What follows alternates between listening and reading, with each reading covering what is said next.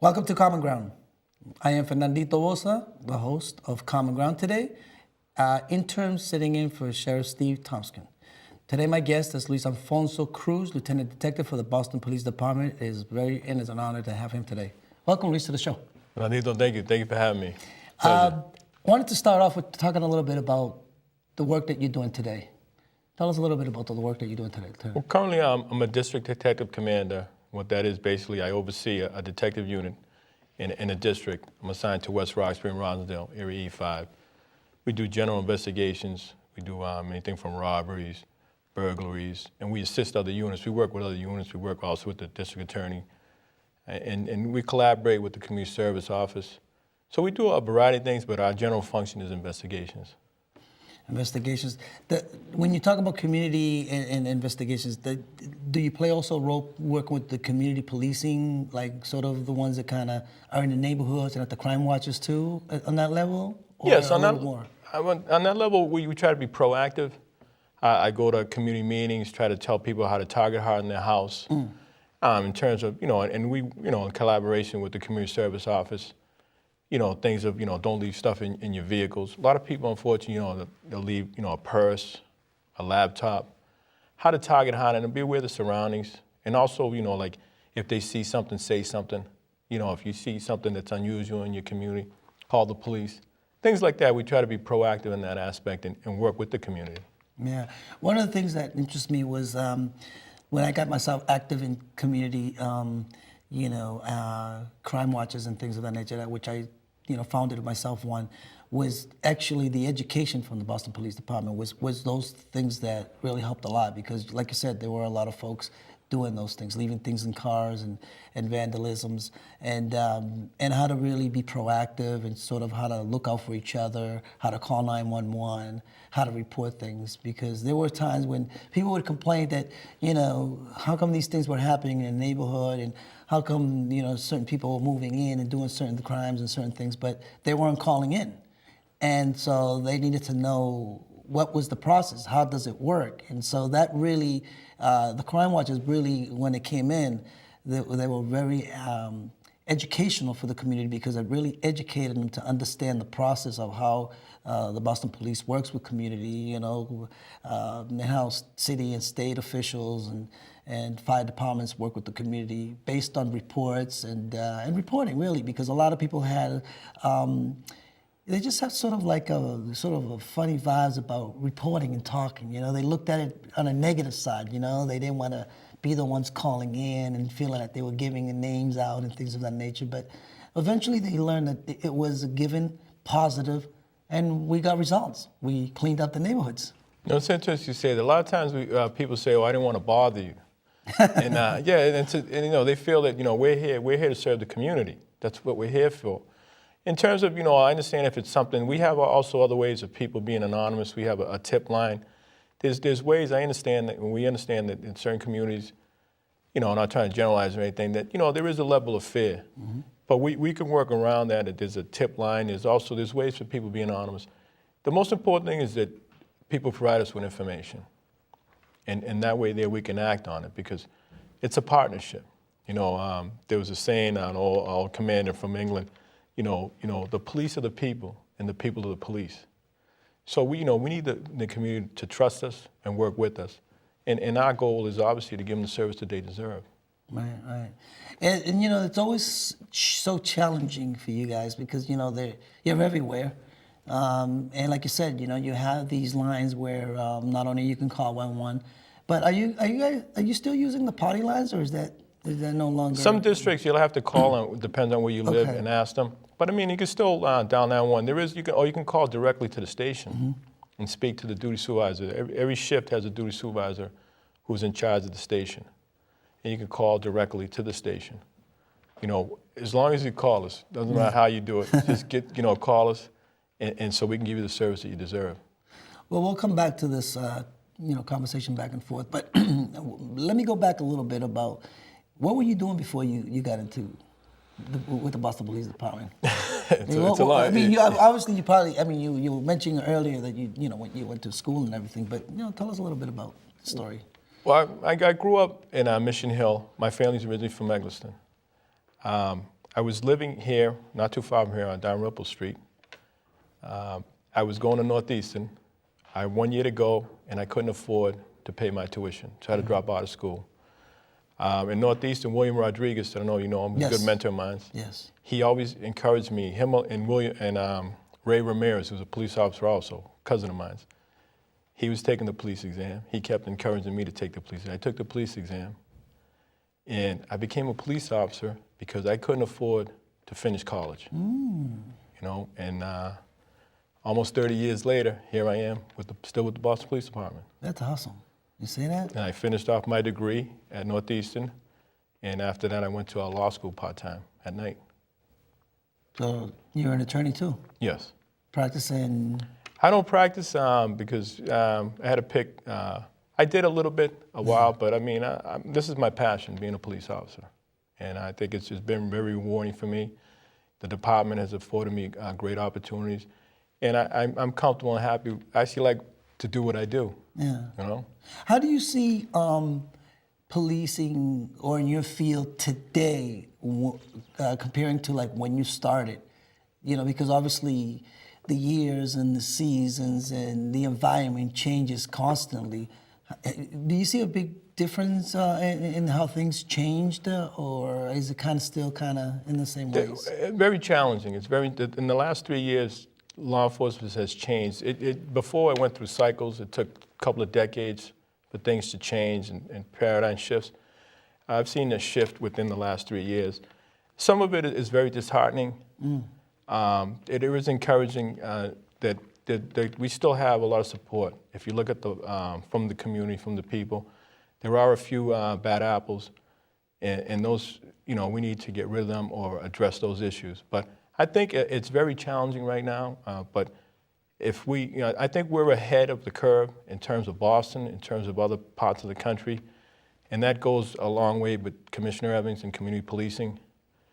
We built that trust. We have support from the community, and I think that means a lot. Other places in this country don't have that, or they haven't built that trust and relationship, and they're experiencing, unfortunately, they're in a tough situation where we're not. But we can't just, you know, take that for granted. You know, there's always room for improvement, and we need to continue to build on that because we don't, you know, I'm very proud to be a member of this department, but you know, our work never ends.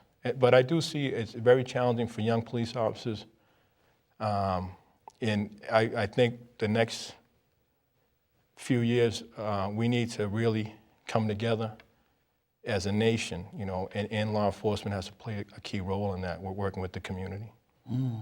And you've seen also the diversity in that as well, right? Overcome, I mean, in the years with superintendents and, you know, being some Hispanics and the Latino population and the minority kind of taking ranks and coming to the top. There's been great opportunity. There's still more opportunity that needs to be achieved. Yeah. But we've come a long way. We still have a long way to go.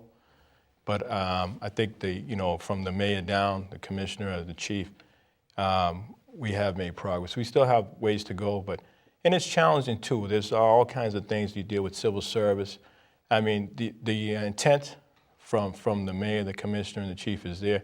There's issues that have to be overcome with civil service, things like that, but you still have to try, and I think the effort is there.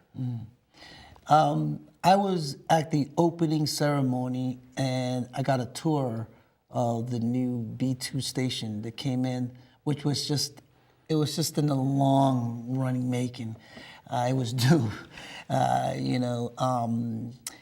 How did, and the fact that they kept it still there at Dudley Square or Dudley Station, to still stay there, you know, I think that was great to still stay there, because now, as you know, that area is just, you know, it's just becoming so alive. There's just so many different, you know, departments and, you know, different branches coming in, and that whole entire area is really uplifting and changing. And then with the Boston headquarters going from where it was, which, you know, is a hotel, and then coming to where it is kind of closer to home. How is all that sitting? No, I think there's, you know, there's always room for improvement. We need these, you know, we need to invest in our communities. Unfortunately, when I came on, I worked in the old building, the old headquarters. I worked there in internal affairs.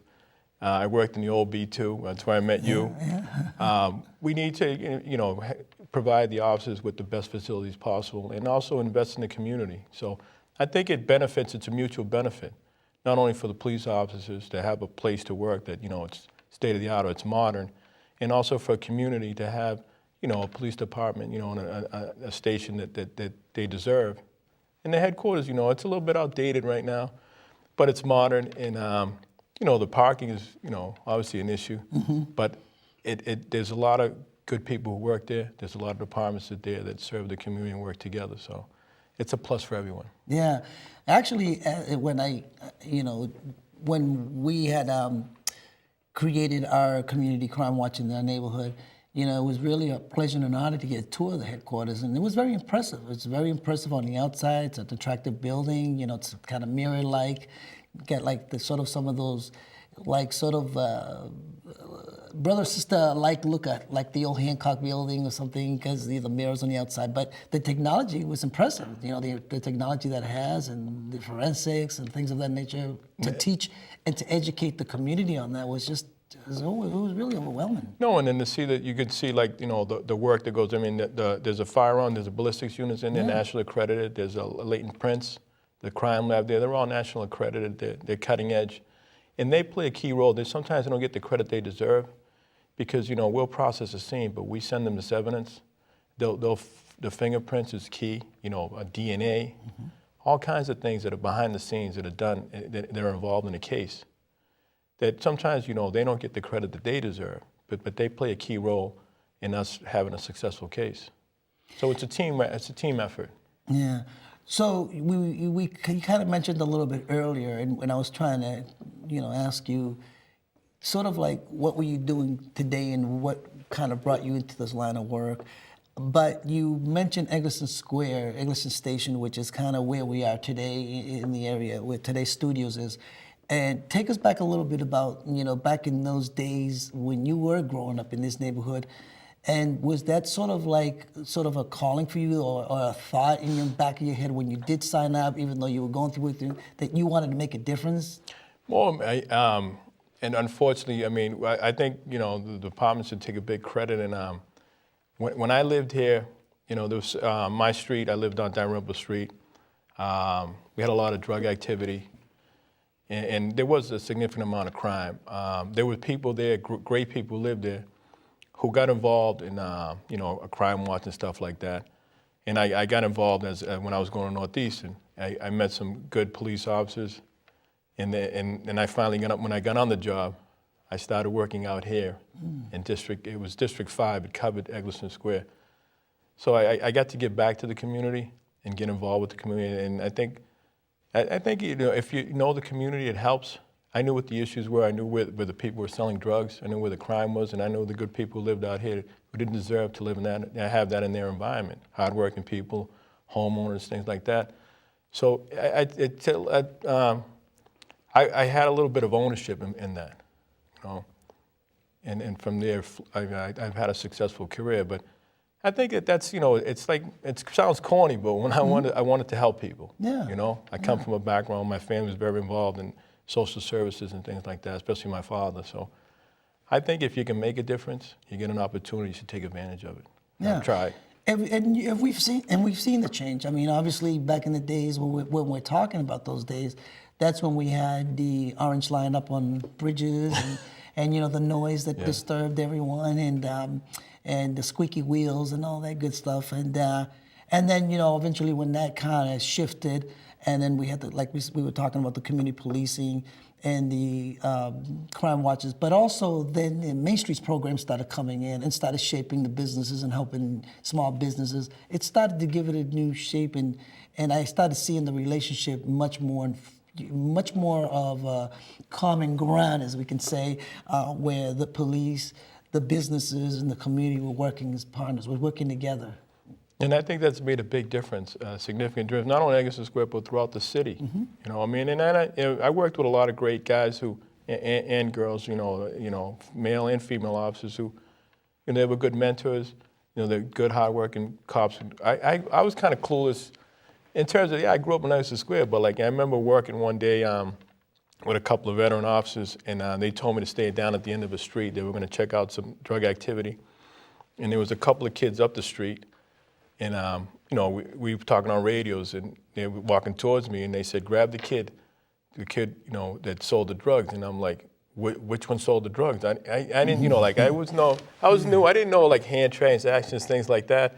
And they said that. So the kid with the red shirt, and then they said, I was naive to these things, even growing up in that neighborhood, so that, I learned how to be a better cop and how to, observe drug trans like that and try to arrest those that were doing that. So I think, it's a learning process, but I think that we've come a long way. We still have a long way to go, but I think the key here is, working together and building a trust, and also, taking ownership. When we have to take ownership of the neighborhoods along with the community.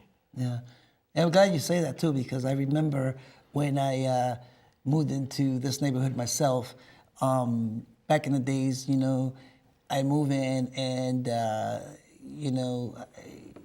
I see that there are certain signs in the community that are different from where I was coming from. And I'm seeing sneakers hanging over, lines of telephone poles. lines, yeah. And I'm wondering, is this a fashion statement? Then I'm watching buildings abandoned and broken windows, and they call it a broken window. And I'm wondering, what does this all mean? What does the broken windows mean? What are the abandoned lots? Why are the abandoned buildings? Why so many sneakers? Why there was so much graffiti? Why was there always someone in the corner? And until I was told, if you want to make a difference, you have to get active. You have to do something. You have to get involved. And until I got involved and started seeing, Boston Police Department, city and state officials, mayors and state representatives get involved, it's when I started to see the sneakers going away, the broken windows getting fixed, and literally hold accountable owners of those abandoned buildings that were living in Florida and Key Islands and things of that nature, bringing them into the community and telling them this is what we didn't want, and could you please fix this building? And today, coming back into that neighborhood, it's totally different. It's much more appreciated. The value has gone up. Everybody enjoys living where they're living, and it's just when we talk about the past and to where it is today, it's amazing the transformation that has taken and I place. think everyone, it's not just one individual; it's a group effort, and it does a significant difference. I think people, and people have a sense of pride of where they live. They it's something that they deserve, but it's a group effort, and then look at the end result. The end result is something that everyone should feel proud of, and we have we have a long way to go. But I think we're ahead. Like if you talk about law enforcement, you asked me earlier about we're ahead of the curve. But we can't lay on our morals. We have we still have work to do, and we have to continue to improve as a police agency, as a community, as a city. Because we don't want to get lax. And we have challenges, I think, but we can better confront those challenges if we're united and we work together. Yeah, I agree. And I have seen those changes. I've kind of grew up, I grew up in the city, so I've seen a lot of those changes take place. And it's always interesting meeting a new captain, a new commissioner, and seeing the changes taking place. The new station, the new headquarters, the community being involved. And then today, as it is, here it is elections and we're all voting. And again, it's always about change and, for the better and the safety of the community. And I've also noticed that, even the folks that unfortunately make bad choices and today may take away some of their time of being in the streets and, being incarcerated, even them, they're also today getting formal education and trainings and really looking into some of their behaviors and modifying so that when they're coming out, they're productive citizens and they're changing. They're seeing that transparency and changing, and we're seeing that. It's incredible, the transformation. Before it was just almost like clean the streets and lock them up. And today it's not like that anymore. We're seeing that was the old things. school mentality, and obviously that doesn't work. There's a reentry program There's also things that we try to do proactively. There's, the city and the police department has a lot of youth programs. They have social workers out there, you know, street workers, and that makes a big difference. You know, a lot of these kids just need some guidance. They need some mentors. And you know, like you grew up in the city, I grew up in the city. You know, I was fortunate that I had both my parents, and there was people who cared about you in the community. And you know, that saved us from getting into a lot of trouble. And if we did get in trouble, there was consequences. So we need to go back to that community type of environment. And we also, you know, need to continue to work together. But that's something that, you know, like a lot of these kids, I don't consider any kid a bad kid. Kids just need guidance. They need people to care and look out for them and to help them, mentor them. Whether that's a coach, whether that's a teacher, whether if there's no father involved, it's an uncle. We have to look out for these young kids, and you know, we're doing them an injustice if we don't. And that's what we're seeing with kids, unfortunately, that are out there. They're lost and misguided. So a lot of it falls on all of us, not just the police, not the city, you know, everyone. It's a community effort. Well, as we're coming up to our wrap-up time, we want to thank you for coming on and sharing your experience as a lieutenant detective for the Boston Police Department, but also in, you know, kind of giving us a little bit of background and how you came along and got, you know, into the field of it. Because I'm sure some of our viewers that might be watching and some of the young viewers who might be watching might think one day maybe they want to be part of the Boston Police Department, and so it's really good to hear that. Absolutely. If they want to go to mass.gov, you go online, these are all kids that are computer savvy, go to civil service. I believe there is an exam, police exam coming up soon. Sign up for the exam. Just take it, keep all your options open. I know, you know, encourage you to college courses and go to college, stuff like that, but keep all your options open. This is a great job. You get to help people, which is awesome. Okay, Luis Alfonso Cruz, Lieutenant Detective for the Boston Police Department. Thank you, and that's Common Ground. We'll be back.